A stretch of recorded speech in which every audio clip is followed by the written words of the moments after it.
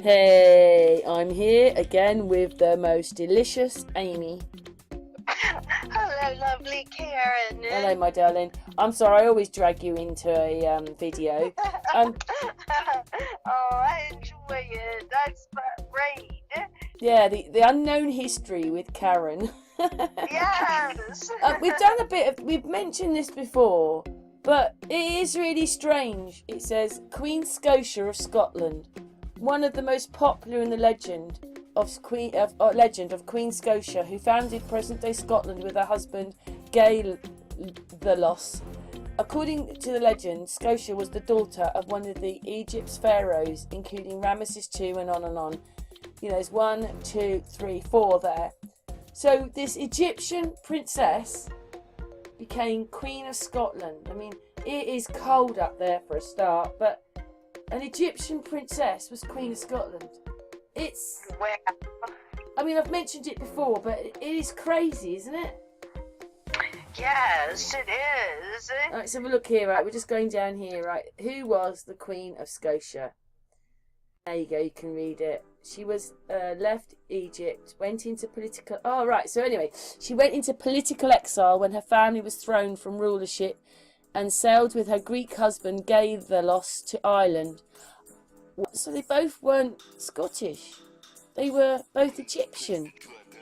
Yes. So how did she become... Princess Scotia? Yes. What I'm reading says that that she was of African descent. It says, according to the legend, Scotia was the daughter of one of Egypt's pharaoh, including Ramses II, and then there's other ones that we saw, but regardless of her father, it is clear that Scotia was of African descent.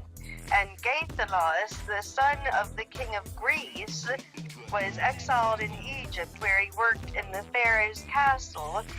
So he was Greek and she was Egyptian. No, she was. Yes. You said she wasn't Egyptian. You said she was African. Yeah, it said she was of African. It says regardless of her father, it is clear. So what? The Africans went to Egypt. I suppose actually, yeah, because Egypt is at the top of Africa. So yes, that's why they say she's African, but she wasn't. She was Egyptian. It is different. Right. But they're on the top of Africa, aren't they? Okay, so yes. But he was Greek and she was Egyptian, and she became the Queen of Scotland. Yes, it says that when he was exiled in Egypt, he worked in the pharaoh's castle, and he met and married Scotia, but they were expelled from Egypt, and they fled to Spain before finding their way into Scotland. The reasons for their expulsion are as diverse as the versions of the legend, including the death of Pharaoh in the Red Sea during Moses' time, the upheavals in the country, and the invasion by Ethiopians. So, it's like they don't really know why they were expelled from Egypt, but they wound up going to Spain and then Scotland. One second, Amy. Yeah, Amy, you're going to read something then, because obviously, yeah. Yeah, so, it said that both Scotia and her husband, King Gaithalos, were exiled from Egypt for unspecified reasons during a time of great upheaval, and it is after this that they traveled to Europe, where they found modern-day Scotland and the Gaels in Ireland. Scotia gave her name to the Scots, and to Gaithalos gave his name to the Gaels.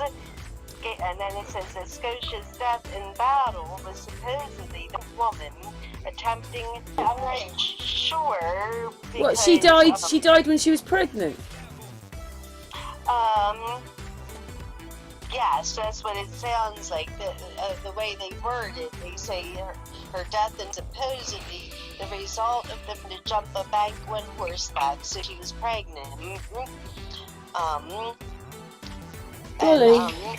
I thought it was interesting that, that Ireland was named, so in other words, so it's like an Egyptian found in Scotland, and it's just really fascinating.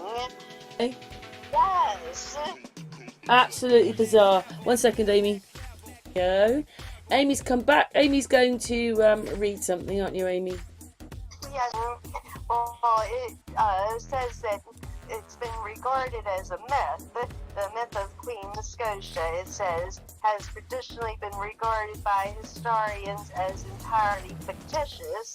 They say it was recorded by an abbot at a time where people in Christian countries wanted to assert their ancient roots and links to important biblical figures. It is particularly noteworthy that Scotia's husband was said to have been healed by Moses. The site of Scotia's grave could be a way for a place so remote from the original locations in the Bible to believable claim to having biblical links. Because don't forget, we've got I've just gone out of my brain now. The islands above England, you know, the ones that belong to Denmark, the Faroe Islands. Yes, that's true. That's a good point. Yeah. So it's saying that the burial place of the wife of a man who once met Moses is vague enough to be believable and unremarkable enough that it does not warrant extensive investigation to verify it, while still referencing one of the more important figures in the Old Testament. So I just thought. So what you said to me before we went on here was that a Greek founded Ireland and the Egyptians founded Scotland. Yes. That is really, really weird. And nothing to do with Tartaria, nothing to do with Russians. No, right. We must have been, I don't know. It gets more complicated, doesn't it? They're all in the wrong. Like, the people who were poor and had nothing, they sure got around. They sure did. Do you think that's enough, Amy, just to bring it up into people's minds? Like, so she could be myth or she could be real. So what does everybody think? Do you think that she really was real? Or like, it's amazing they get exiled and they come here. I know. Yeah. So well, they'd have just come through Doggerland. No, that Doggerland was before them. Went before them, but it's all crazy, Amy. Oh, it is, Karen. I know. Anyway, Amy, thanks for helping. You're welcome, Karen.